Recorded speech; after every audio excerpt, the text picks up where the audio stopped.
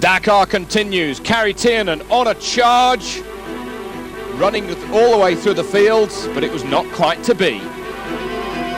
At the top of the overall section of the motorcycles, Fabrizio Mioni and Nani Roma stalking each other. Whilst in the cars, it was ditto. Hiroshi Mashioka and Kenjiro Shinazuka doing likewise.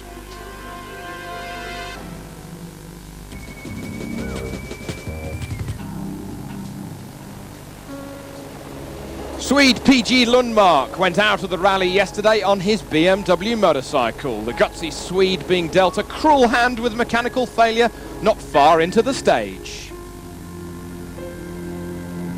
During the rest day it was changing the clutch by mechanic, and he must have made something wrong, I don't know. Because only after 20 kilometers it started, I don't know the English word, but it wasn't perfect, no, and it got worse and worse, and here at 50 kilometers it was finished. You seem to be very disappointed too. Yeah, really. It's I've been working so hard for 1 year to get the money to drive with the BMW, and now this. I can't describe it. It's fucking shit. Elsewhere on the stage, on board with Yves Lube, former European rally star when he drove a Lancia Delta Integrale, says we're in the wed, the dry riverbed, and you've got to surf, you've got to be cool. The co-driver saying, don't pass under these trees, there's thorns under the trees and we could get a puncture. Go right, go right. The track is straight on, it's over there.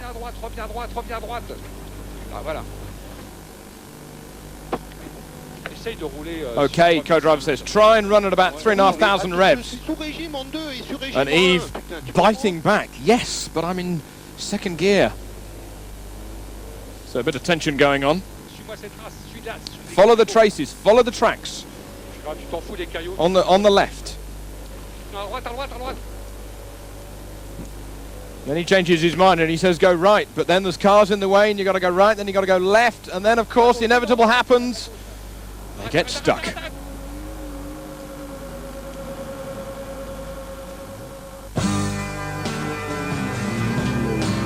Well, what about Johnny Halliday? Look at this drama and action for the French pop star yesterday, breaking a track rod end with the front right wheel, and it completely ripping the track rod out of the uprights.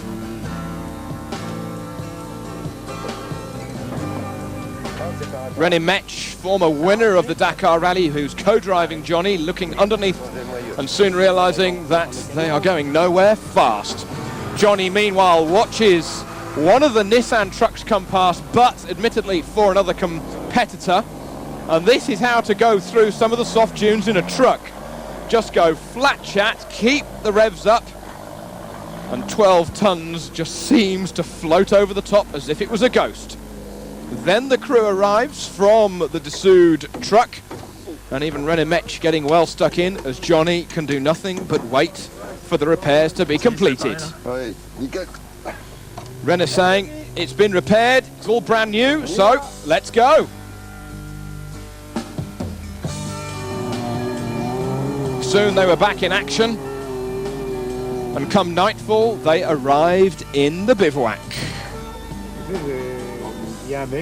Johnny saying there was a car, it was stuck in the sand, and I tried to pass between them and the rocks, but there was a stone that I didn't see underneath the sand. If we didn't have this problem, we could have been here maybe an hour and a quarter ago, because we did the rest of the stage very, very quickly indeed.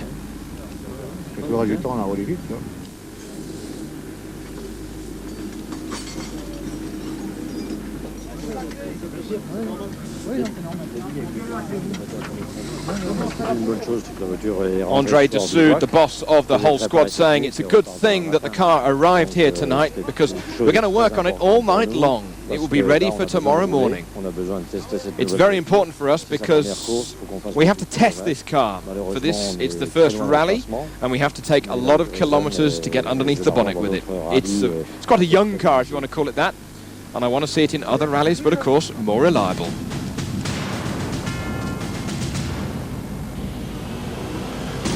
So then, today's stage, going further south once more, from Attar into Tajika. A short road section, but then look at this, 467 kilometers. That's nearly 290 miles in length. It gets longer, it gets hotter, and it gets drier and dustier.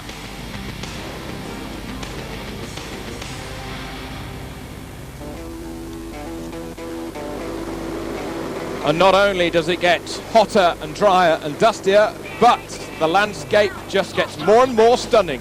Right then, Kari Tiernan, number 8, in the yellow with his Deutsche Post KTM.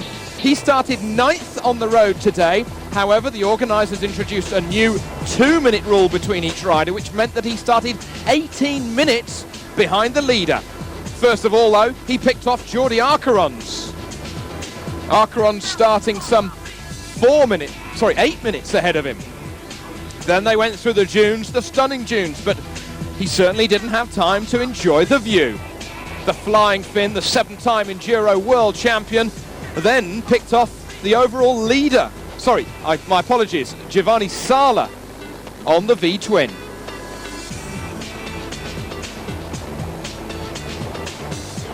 Then he did pick off Fabrizio Mioni, the leader of the event. By now he had made up some 16 minutes on the overall leader. He was fighting hard because he had to overcome a deficit of some 57 minutes after a wheel failure a couple of days ago. However, it was not easy riding for Tiernan all of the way. Just look, it could even happen to the best. At least he could have a bit of a laugh about it. However, he just went too fast, too early, and the rear tyre cried enough. He had to replace the mousse in the rear tyre with a tube, and he lost all of that time that he had gained. Overall, he lost some 31 minutes, and he was back in the clutches of the rest of his teammates. His plan of going hell for leather had worked initially, but it was a very, very long stage, and as always, nature has the final say. In the stage, though, Nanni Roma, he managed to take time on the overall leader, Fabrizio Mioni, today. He just chipped away little by little, and it's getting very, very close at the top of the overall standings. Roma is now only 1 minute and 26 seconds back of Mioni in the overall standings. It's very, very close. Stay tuned. Meanwhile, Carlo Dugavado, he won the stage today, quickest at over 6.5 hours of running. Think about that, ladies and gentlemen. These are the world's best on the planet's toughest stages. And even Dugavado had to slow down for some flying camels. So Fabrizio Mioni on the V-twin in the sand. He may have had the heaviest motorcycle out there along with his teammate Giovanni Sala, but he just seemed to keep the thing flying over the dunes, and he just seems to keep that lead of some 1 minute and 26 seconds to this man here, number 9, with his Repsol KTM, Nanni Roma. The suspension was working overtime with his single-cylinder machine. He was pushing it to the max. Roma was second on the stage, second overall, as I said. Dakar may not be far away, but my goodness me, it is close. Alfie Cox of South Africa, he just took pity on the privateers running behind him. He said that was one of the most hardest stages I've ever done. He had trouble with his goggles. He reckons he had a bit of butter on his fingers this morning, and he tried to wipe these goggles clean, and all he did was just smear his breakfast butter all over his goggles. On to Jordi Arcarons, number 2. Arcarons, he finished 7th today, but he is 5th overall behind Cox. Richard Sankt just seems to not have the fire in his heart after he was given those speeding time penalties after speeding through a village. Earlier in the rally, Richard Sankt now 6th overall. Isidre Esteve Puyol, 7th overall, some 32 minutes back, and it can even happen to the world's best. Searing temperatures, soft sand, just like talcum powder, and then the engine dies.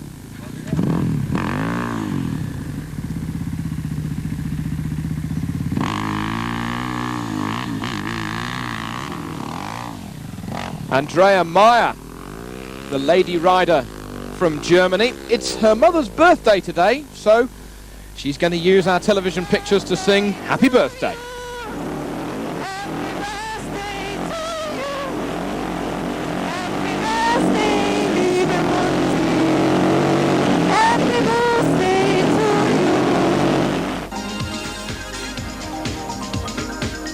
So then, Carlo Di Gavado victorious once more by just under 2 minutes from Roma. Mioni a little further back, Sankt, and then Cox.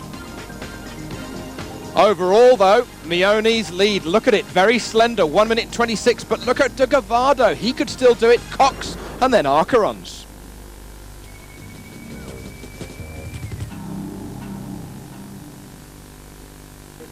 Winner Di Gavado saying a very, very hard stage for us. It was a mix of all types of difficulties in the stage. A bit of rock, some sand, some hard surfaces, and some camel grass. We were very fast, but we knew the stage from when we did it 3 years ago. But the bike was fine, and it went very, very well for me today.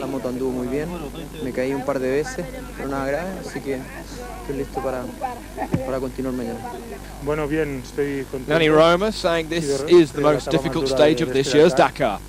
We had a good flow following Mioni, who was in front.